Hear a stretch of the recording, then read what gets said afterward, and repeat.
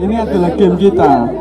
Jadi kalau kita menyerang musuh, event kita berikan kunci itu sebenarnya komando.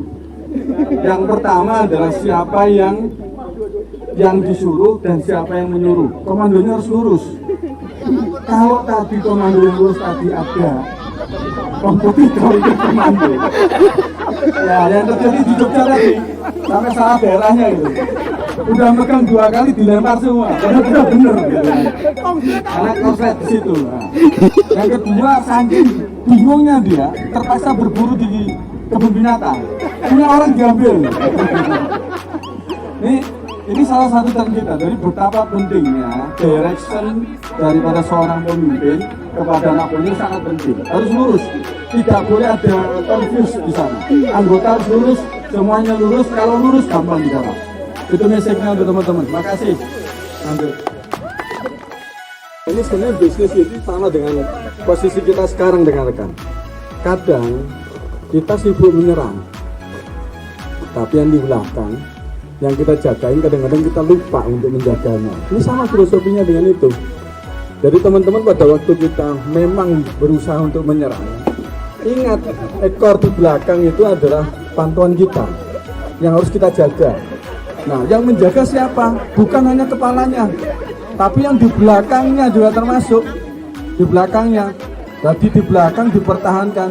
Walaupun tadi sempat jatuh bangun teman-teman, ya itulah kondisi pertempuran kita. Jadi ini sebenarnya lebih ke arah bisnis kita. Selain kita menyerang, jangan lupa mempertahankan yang sudah ada. Karena itu kunci kita untuk tetap bisa eksis. Ya, tadi teman-teman ada yang berusaha menyerang, ada yang pertama tadi sama-sama menyerang, lupa kompetitor lawan yang ngambil. Itu satu. Yang kedua, ada yang terakhir itu sampai berusaha mati-matian gitu.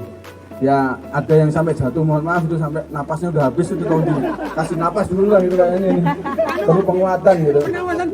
Iya, perlu ditambahin gitu. Itu tadi harus full. Nah, teman-teman bisa lihat seperti itulah kita harus berjuang mempertahankan ekor kita. Jangan sampai kita patah atau mematahkan diri. Bahkan kalau tadi malah ada yang lebih hebat lagi, ekornya jalan sendiri. Jadi lari sendiri dia. Yang lebih hebat lagi itu, ini harus kita lakukan. Kenapa? Mempertahankan apa yang menjadi badan kita, menjadi kelemahan kita, jangan sampai diambil lawan. Itu adalah kunci besar daripada kemenangan kita. Kuncinya itu ya teman-teman. Monggo lanjut. Makasih. Itu sebenarnya dapatnya adalah karena kita ada demand di sana, tapi perlu keahlian. Itu yang pertama. Yang kedua, yang teman-teman harus menjadi perhatian, tadi yang masuk 2 orang, nggak dapat, muter-muter nggak dapat cuma 1, itu pun karena ada lele yang menyerah duluan. Nah, ada yang kayak gitu. Jadi ini harus jadi perhatian bahwa ternyata jumlah orang untuk menentukan berapa banyak juga berpengaruh. Semakin banyak yang masuk kemungkinan ada, tapi itu kemungkinan. Karena ada juga yang sudah menambah jumlah orang, dapatnya cuma 1, nggak ngaruh. Nah, ya, kenapa seperti itu?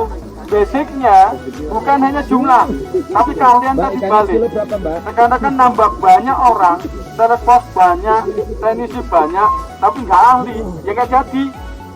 Mending nambahin orang di sana yang ahli. Kayak tadi Pak Murtadil ya, Pak Murtadil itu ahlinya ngambil ikan, cepat dia aja masak sebenarnya selesai. Lamongan Pak, Lamongan. Jadi keturunan Lamongan biasanya seperti itu. Jadi ini semua filosofi kita. Jadi di sini full. Kemudian yang keempat yang perlu menjadi perhatian teman-teman, bahwa menangkap ini tentu ada triknya. Ada macam-macam trik yang dilakukan. Ada yang pakai trik gulung koming tadi. Ada juga yang pakai trik mengganggu. Gak pernah dapat ikan tapi ganggu kemana? Ya. Kemudian ada trik-trik yang lain. Ada bahkan karena dia sadar nggak bisa nangkep. Sampai ngambilnya pakai topi. Gak dapat juga.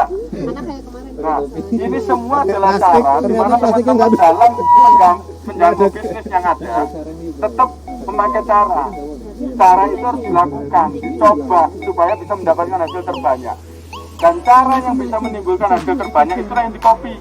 Karena tadi kita tengok teman-teman udah melihat, oh ternyata lelenya dibuat agak minggir dulu, baru bisa ditangkap. Ternyata niru.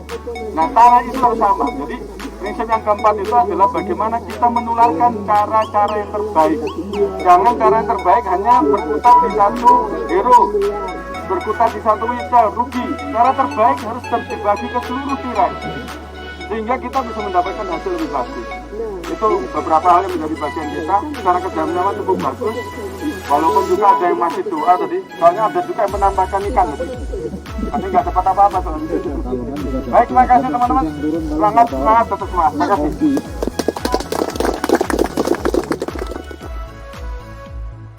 Jadi kalau saya lihat memang kesulitan di awal kita memang perlu kerjasama yang kompak, menarik proses, tarikan terakhir itu adalah mainan dari seorang leader untuk melihat, karena leader tahu persis titik mana yang harus ditegakkan.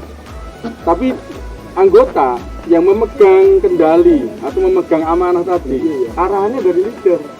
Coba kalau ngeyel sama leader pasti tadi nggak akan berdiri, pasti berubah. Apalagi bernafsu sendiri, main sendiri, pasti nggak akan jadi. Kalau tahu-tahu dilepasin sendiri gitu, nggak mungkin juga. Walaupun udah dibantu tangan untuk nyangga, fotonya nggak bisa juga terpaksa. Nah ini satu indikasi bahwa seorang leadership, kalau teman-teman leader di sana, Anda harus berpilih bahwa kita lebih tahu daripada mereka, dan mereka harus itu handle ke kita. Trustnya harus tinggi. Gak pakai trust, gak akan jalan. Jadi permainan ini sebenarnya permainan trust. Dimulai dari trust awal kita jalan tadi sampai yang terakhir, yang paling berat tadi itu. Karena itu berarti leader harus benar-benar tahu persis titiknya. Coba yang ngasih komando misalkan teman-teman kita misalkan yang nggak kita percaya gitu, kita nggak yakin dengan kepemimpinan, pasti ambruk. Nah ini filosofi yang harus kita tangkap bareng.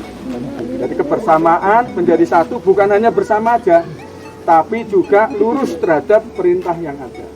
Kalau yang tadi clear, kita ada hasil, memang ada kebersamaan, ada itunya, tapi ini adalah tentu di internal kita, bagaimana kita membangun tim yang bagus. Satu orang bikin masalah, nggak akan berdiri. Bener nggak? Nah, itu aja. Saya kira itu, makasih teman-teman. Terima kasih.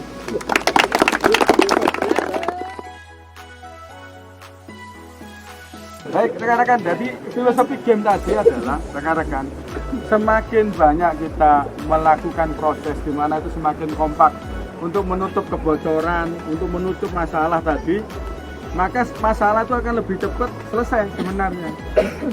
Jadi kalau kita punya masalah, punya yang kerjasama dari suatu tim itu mutlak.